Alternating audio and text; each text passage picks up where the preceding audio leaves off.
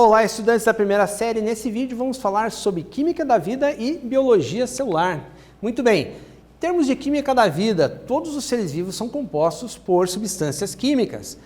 E a gente diferencia essas substâncias que formam os seres vivos em substâncias orgânicas e inorgânicas. O que nós vamos ter como as chamadas orgânicas? Os lipídios, as proteínas, as vitaminas, os carboidratos e os ácidos nucleicos. E como substâncias chamadas inorgânicas, nós vamos ter a água e os sais minerais. Um detalhe é que as orgânicas possuem o carbono na sua composição.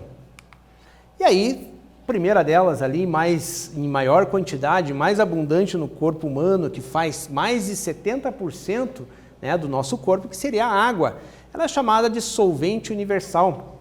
E é a solvente porque ela dissolve diversas substâncias que têm afinidade com a água e transporta essas substâncias para dentro, pelo corpo, por dentro das células e tudo mais.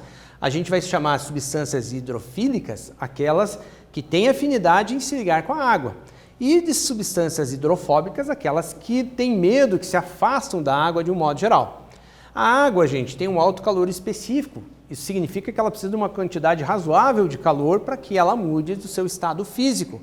Também ela tem o potencial de capilaridade, onde ela encontra pequenos tubos e busca nesses tubos, como por exemplo os vasos sanguíneos, os vasos das plantas, e essa água vai buscar em direção a esses capilares.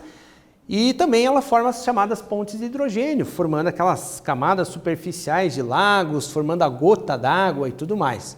Ela tem a capacidade de adesão e coesão, onde ela se liga entre si, e também ela faz a adesão com outras estruturas sólidas e tudo mais. E também a água tem a questão da densidade, que a água, por exemplo, a água no estado sólido, como o gelo, ele tem uma menor densidade do que a água no estado líquido.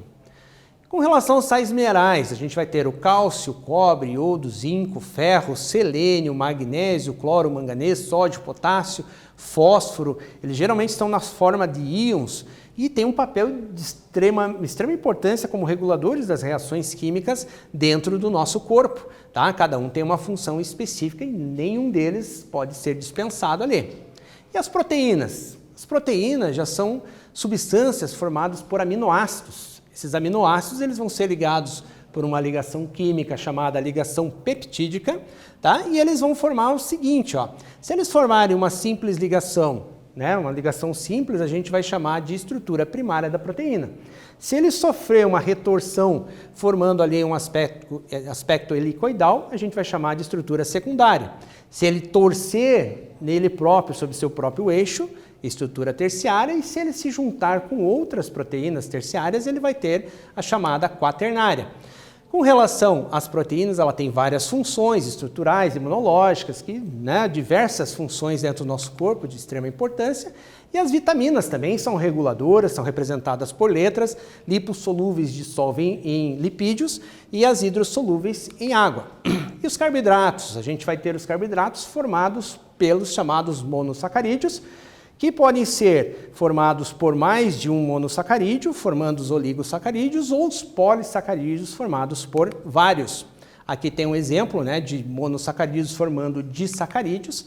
E temos também os lipídios, representado por quem? Pelos óleos, pelas ceras, etc.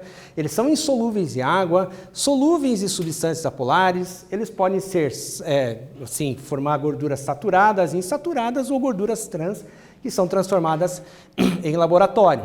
Eles têm importante função de armazenar energia, isolante térmico, presente nas células, enfim, várias funções em geral. E os ácidos nucleicos, que a gente conhece basicamente como DNA e RNA.